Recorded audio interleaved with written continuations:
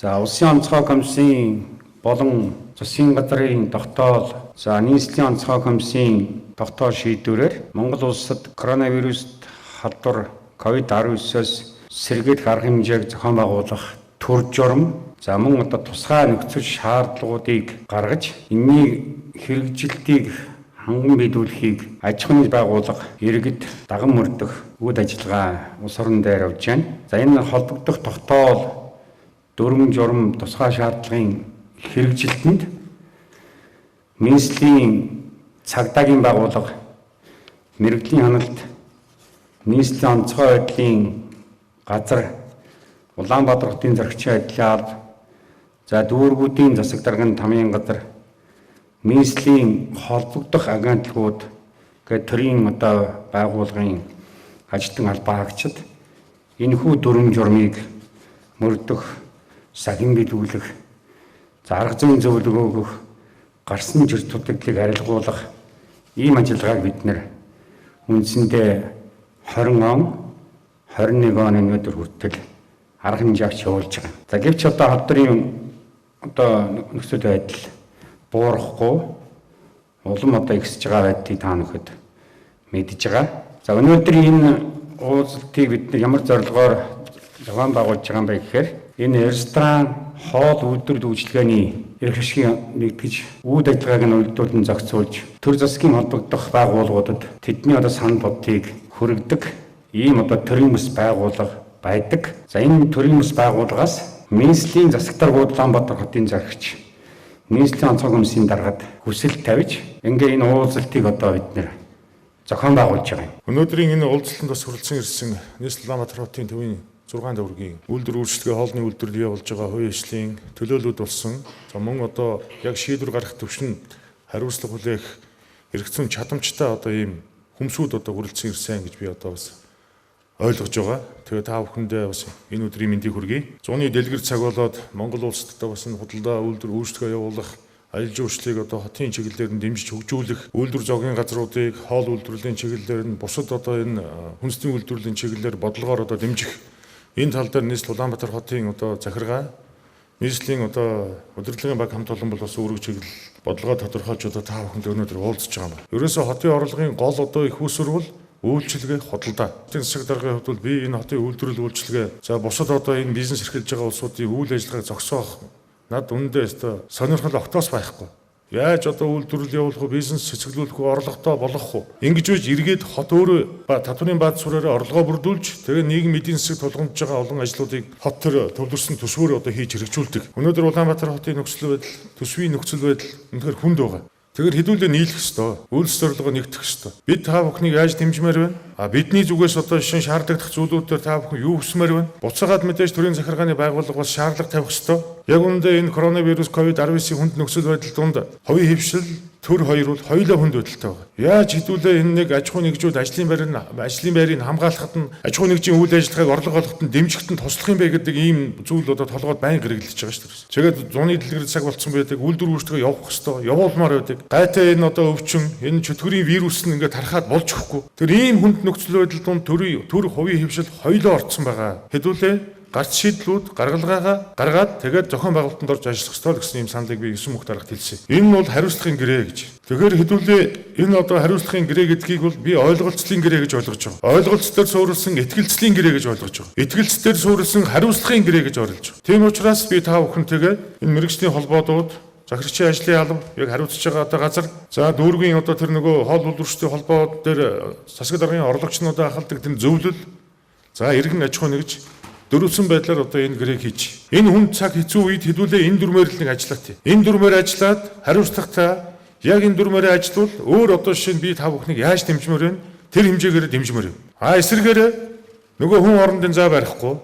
Нөгөө үйлчлэгчнэр нь жишээ нь 2 тунгаа 14 хоногоос дээшээ хийлгээгүй жишээ нь 1 тунгаа хийлгдсэн, 2 тунгаа хийлгээгүй вакцины хамрагдаагүй иргэдэн уучлаад нөгөө өвчин тараагаад нүдэнд харагдаж гарт баригдахгүй тэр чөтгөрийн вирусыг тараагаад байгаа хүмүүсүүдэд уучлаад байгаа нь эргээд энэ вакцины хамрагдаагүй байгаа үлдсэн улсуудаа маш өндөр эрсдэлд оруулж байгаа. Тийм учраас та хэдмэн тэр вакцины 2 дугаар тун хийлгсэн улсуудад заавал үйлчлээд хийлгээгүй улсууд нь бүү үйлчил. Энэ мэтлэн зүйлүүдээр хариуцлагатай хэдүүлээ байгаад Ингээд одоо явбал би хотын одоо засаг даргын зүгээс үл захирагчийн одоо зүгээс үл та бүхнийг бүрэн дүүрэн дэмжинэ. Тэгээ өнөөдөр энэ цуглуулж байгаа нь би хүн хоорондын зай барьчих бүгдээрээ вакцины хийлэгдсэн байгаа учраас энд нэг тийм айхтар халдварын дэгдэлт гарахгүй. Өмнө нь бол голомтын ариутгал бас хийгсэн юм өөр өгсөн. Тэгэхээр санаа зовлтгүй. Одоо эндээс гараад хэдүүлээ нэг асуулт хариулт явуулах ойлголцоод ингээ гарвал энэ хариуцлагын гэрээгээ хийгээд дүүргүүдээрээ гарын үсгээ зураад хамгаад хараад эндээс гэрээ хэлсэн байгууллага аж ахуйн нэгжүүд шууд үе таалгаа нэ. Ийм зохион байгуулалтанд орж хэдүүлээ ажил. Яг энэ хариуцлагын гэрээгээр ингээд чанартай сайн одоо стандарт бариад ажиллачвал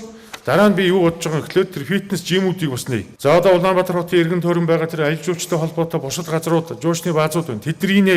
Тэгэхээр хариуцлага гэдэг зүйл дээр одоо хэдүүлээ ойлголтоо нэгтгэхэд ингээд одоо явхан зүйтэй авахаа гэж одоо би бодож байна. Зөвхөн эрүүл мэндийн байгууллагын энтэй тэмцээд биш.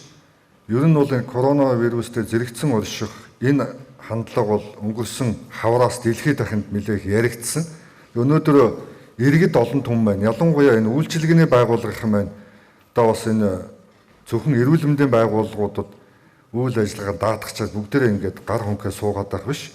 Энэ амьдралын ердийн орчинг бий болгоё. Ялангуяа энэ коронавирусын орчинд зайлшгүй шаардлагатай энэ хүнсний үйлчилгээ бол энэ хүн амьдралчлаа бол нийгэм харилцаа үүсэж байгаа бол энэ дээр зайлшгүй өдөр тутмын хэрэгцээ байдаг учраас энэ дээр коронавирусээс хамгаалаад бид энэ ажлын байрныхаа орчин сайжруулсан онцгой дэглэмийн нөхцөлд ажил хийя гэсэн ийм санаачлаг гарч байгаа нь бас шинэлэг байдал юм. Иргэддээ итгэх итгэлцлийг бол бид нар үүсгэж, иргэд өөрсдөө хичээж, иргэд өөрсдөө энэ дээр итгэл үнэмшилтэй болж хамгаалах, өөрсдийнхөө хувийн хариуцлагыг дээшлүүлж ээж энэ аюулт өвчний ард гарах юм аа.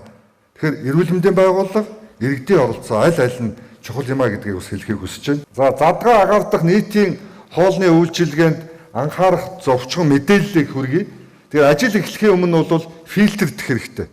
Ажилтан бүрийн халууныг үзэх, за тухайн ажилтныхаа биеийн байдлыг үнэлэх, за асуулга асуумжуудыг авах хэрэгтэй. Хүн өөрөө биеийн байдлыг сайн анзаардаггүй. Би жоохон эргэнсэн эсвэл одоо ноцоорсон байдлуудаа асуувал хариулдаг. Тэгэхээр одоо менежерүүд бол хүн болгоноосоо эмч шиг тийм асуулгуудыг асууж фильтрийг өдөр болго хийж явах хэрэгтэй. Хоёрдугаарт нь халдвар судлалын арга хэмжээ авах хэрэгтэй. Та бүхэн энийг бүгд мэддэг болсон байна. Халдваргүй тэгэл халдварлуулагч бодисын нөөцийг хангах, за 7 хоногоор хангах нэг удаагийн менюгаа өгөхөөр тэр менюгаар цаасаар чинь дамжих юм эрсдэлтэй байна. Тийм учраас нэг удаагийн меню эсвэл электрон хэлбэрийг ашиглах. За ширээнд халдваргүй тэгэл хийх хаалт хийх хэрэгтэй байна. Одоо тухайлбал нэг хүн үйлчлүүлээд дуусахад тэр бохирыг хураадаг тусдаа нэг хүн байх хэрэгтэй байна. Тэгэхгүй нэг зөөгч нэг хүнд үйлчлэлд буцаагаад бохирыг аваад аль алийг хийхээр халдвар дамжуулах эрсдэлтэй шүү гэдэг би хэлж байгаа. Тэгэхээр бид нар бол ердийн үед бол нэг ажлыг нэг хүн хийгээд байдаг бол хоёр ажлыг одоо бол хоёр ажлыг тусдаа өөр хүн хийх хэрэгтэй. Бохир авдаг хооллоо дуусны дараа тэр ширээг цэвэрлдэг хүн бол тусдаа нэг хүн байх хэрэгтэй. Тэр хүн өөр хүмүүстэй холилдож болохгүй. За хүн хоорондын хаалт тавиул их сайн.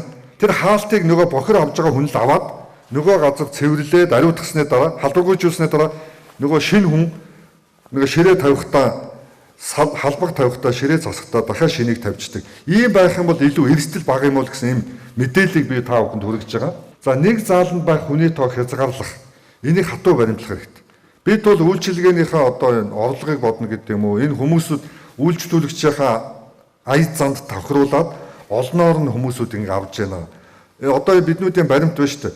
Оршуулгын болон буйны ажлын дараах цайллага гэж хүний тоог хамаагүй болчдөг. Одонгийн найрны хүлээ авалт эднүүд ингэ хийгээд байна л да. Энэ бас их зохимжгүй бөгөөд эргээгээд эрсдэл үүсгэж байгаа шүү гэдгийг хэлээ. За өөрөөсөө халдвар дамжуулагч болохоос сэргийлэх нь 2-3 зүйлийг хэлье.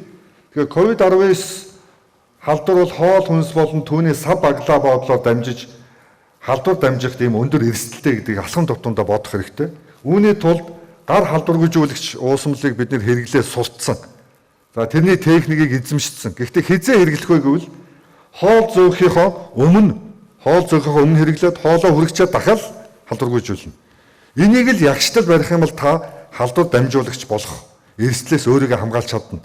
Үйлчлүүлэгчид халбаг сэрээ, хундаг, тавг зэргийг ширээнд байрлуулахаас өмнө за мөн шинэ үйлчлүүлэгчид нэг хүнд үйлчилчээд нэг ширээнд дараагийн ширээнд очихоос өмнө дахиад гараа халдваргүйжүүлнэ. Алхам тутамдаа эмнэлгийнхэн бол тэгж ажилддаг шүү дээ. Ийм зүйлүүдийг анхаарч ажиллах юм бол бидний одоо бас энэ ковидын халдварын үед зайлшгүй хүмүүсүүдийн нийгмийн харилцааны хэрэгцээ болсон энэ хоол үйлдвэрлэл дээр бид нар бас эрсдэлгүй ажиллаж болох юм аа. Нийслэлийн засаг даргатаа уулзаад ер нь бол бид нар халдвар хамгаалтынхаа дэглэмийг баримтлаад цаашдаа үйл ажиллагаа явуулмаар байна гэдэг энэ хүслийг гаргасны дагуу хариуцлагын гэрээ байгуулад бас хариуцлагатай ажиллаж байгаа аж ахуйн нэгжүүд маань бас нээж болох юм а гэсэн юм санаагаар энэ хариуцлагын гэрээний драфт гэрээг бид нар өчигдөр бүтэн өдөржингөө байж байгаа бас хийсэн байгаа.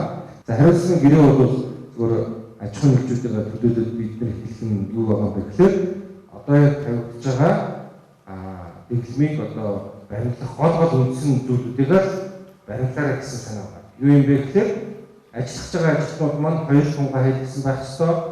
14 хонсон зочдоо бол заавалчгүй 2 тунгаа хийлгүүлж 14 хонсон байх ёстой. За ширээ хоорондын зай 2 м байх ёстой. Заалтны үйлчлэгээ нийтдээ 50%-аар үйлчилнэ. За 4 хүний ширээ гэдэг бол 4 хүний ширээ дээр одоо 2 хүн байна гэсэн гол үндсэн заалтууд нь бол энэ байгаамаа гэдэг анхаарах хэрэгтэй. За дээрээс нь мэрэгчлийн байгууллагаар халдваржуулалтынхаа ажлыг бол тогтмол заасан цаг хугацаанд бол хийлгэж явах ёстой гэсэн ийм зүйлүүд бол анхаарах хэрэгтэй байна. Энэ бол та бидний хамтын ойлголцол, хамтын одоо ажиллагааны үр дүн юм аа гэж. Тэгээд бид хамтдаа байж хүчтэй байна. Би өнөөдөр энэ хүнд нөхцөл байдал донд ажиллаж байгаа аж ахуйн нэгжүүдээ үе шаттайгаар нээгээд үйл ажиллагаагийн дэмжээ явуучих ийм л одоо бодлогоор өнөөдөр энэ хурлыг зохион байгуулсан. Зарим нэгдэн таалагдж байгаа, зарим нэгдэн таалагдахгүй байгаа, бүгдэнд нь 100% таалагддаг гэж хорвоо байхгүй. Тэгвэл бодлого үйл ажиллагаагаа хэдүүлээ системтэй үе шаттай хэрэгжүүлээд явна.